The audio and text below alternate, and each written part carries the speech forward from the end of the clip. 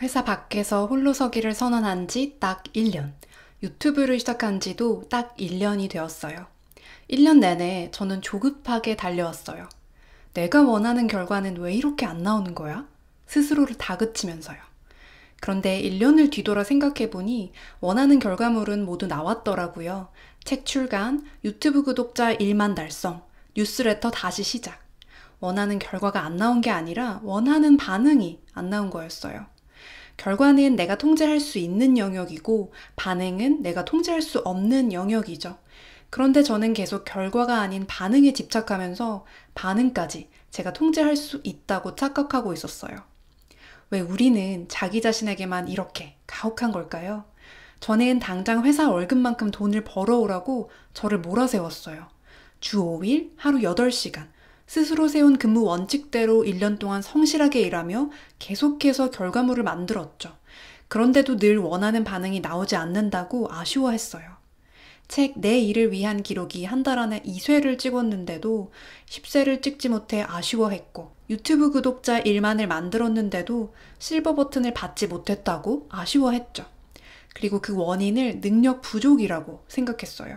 하지만 1년쯤 지나니 알겠더라고요.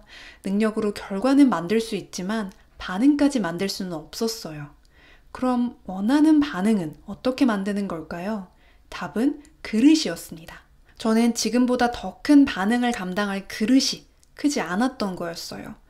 조금 더 솔직해져 보자면 말로는 나를 더 알리고 싶다고 말하면서도 나를 알리는 일이 두려웠어요.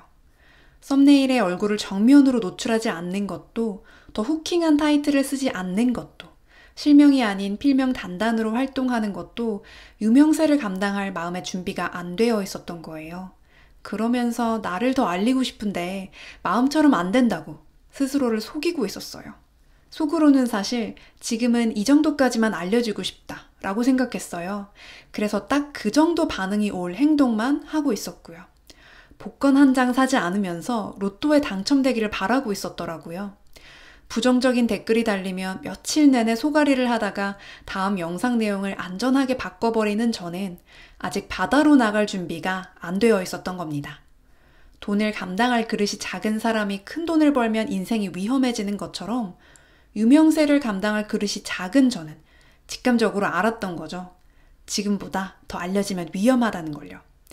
그걸 알고 나니까 이상하게도 조급함이 사라지더라고요. 알고 보니 저는 저를 지키기 위해 온 힘을 다해 노력하고 있었으니까요. 시간이 지나 그릇이 커지면 반응은 저절로 따라올 거라는 걸 이제야 알겠어요. 신은 감당하지 못하는 자에게 행운을 쥐어주지 않더라고요. 기회를 감당할 수 있을 때까지, 그릇이 충분히 커질 때까지 저는 지금처럼 성실하게 결과물을 만들기로 다짐했어요. 시간이 흘러 자연스럽게 그릇이 커지기를 기다리는 전략. 몇 년 전만 해도 미련한 선택이었을 거예요. 특히 시장의 유동성이 넘치고 투자도 활발했던 코로나 시기에는 하나를 선택해서 전력 질주하는 전략이 효과적이었죠. 하지만 이제 한국이 완전한 장기 저성장 국면에 접어들었다는 건 경제를 잘 모르는 저를 포함해 누구나 아는 사실이죠. 이럴 때는 재테크뿐만 아니라 커리어도, 자기 개발도 분산 투자를 해야 합니다. 단기 올인 투자로는 수익을 낼 수 없다면 장기 분산 투자를 할 수밖에 없죠. 저는 지금 회사 밖에서 여러 가지 일을 동시에 아주 천천히 굴리고 있어요. 매일 2시간 영어 번역 공부, 1년 후 영어 번역가, 매일 30분 일본어 공부, 10년 후 일본어 번역가, 매일 30분 유산소 운동, 80세까지 일할 수 있는 기초 체력, 매일 2시간 SNS 콘텐츠 제작, 일하는 나를 알리는 기초 작업. 어느 하나 당장 성과를 바랄 수 없는 일들이죠. 누군가는 그러지 말고 차라리 일단 하루 8시간씩 영어 번역 공부에 올인하라고 조언할 거예요. 하지만 저는 그 선택을 하지 않았어요. 너무 리스크가 크니까요.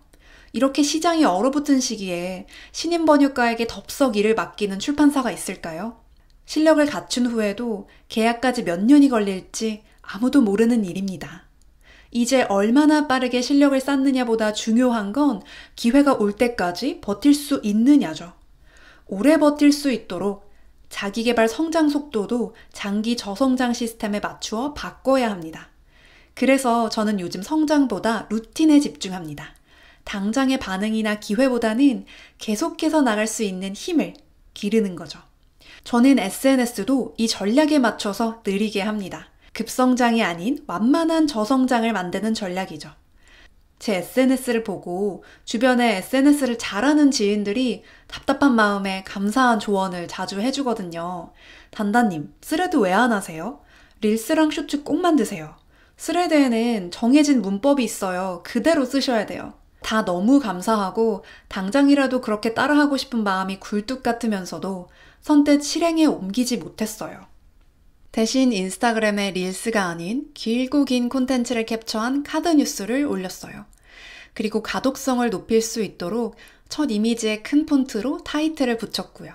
그랬더니 한 달도 안 되어서 인스타그램 구독자가 3,000명에서 6,000명으로 늘어나더라고요. 아마 SNS 고수들은 내 말 들었으면 10만이 됐을 텐데 이렇게 아쉬워하겠지만 어쩌겠어요. 이게 저인걸요. 조언을 듣고 스레드도 시작했지만 스친이 안녕 이건 도저히 못하겠어서 그냥 제 말투로 올렸어요. 대신 기록과 루틴 실천 팁을 짧게 정리해서요. 그랬더니 스레드를 본격적으로 시작한 지 몇 주 지나지도 않아서 구독자가 1,000명을 넘겼습니다. 왜 이렇게 청개구리처럼 구냐고요? 저는 SNS로 팔로워를 늘리는 게 목적이 아니거든요. SNS로 저라는 사람의 매력과 개성을 드러내고 싶어서 하는 건데 팔로워를 늘리려고 남들 말투를 그대로 따라하면 길을 잃을 것 같더라고요. 저 같은 사람들에게 비즈니스 전문가들이 입을 모아 하는 이야기가 있습니다.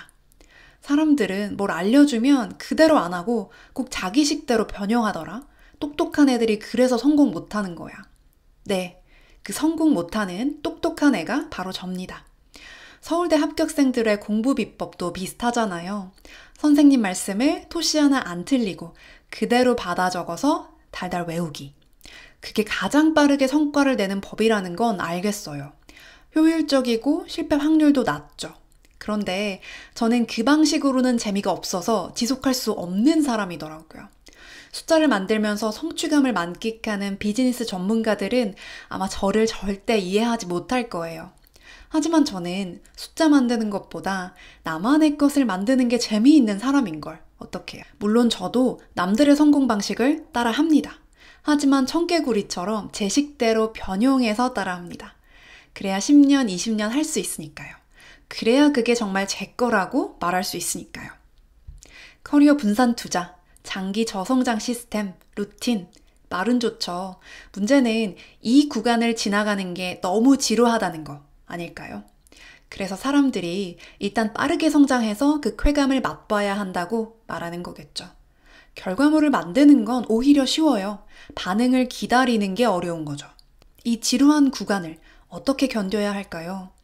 저는 지루함을 인내하기 위해 작은 성장을 확인할 수 있는 시스템을 만듭니다. 예를 들어 매일 30분 일본어 공부를 하지만 30분이 긴 시간은 아니잖아요. 그래서 6개월이 지나도록 저는 아직 기본적인 문장밖에 모릅니다. 만약 일본어 원서 읽기를 목표로 세우고 그것만 바라본다면 원서 읽을 실력이 갖춰질 때까지 몇 년 동안 저는 매일 제자리 걸음을 하고 있다고 느낄 거예요. 무기력해지는 거죠.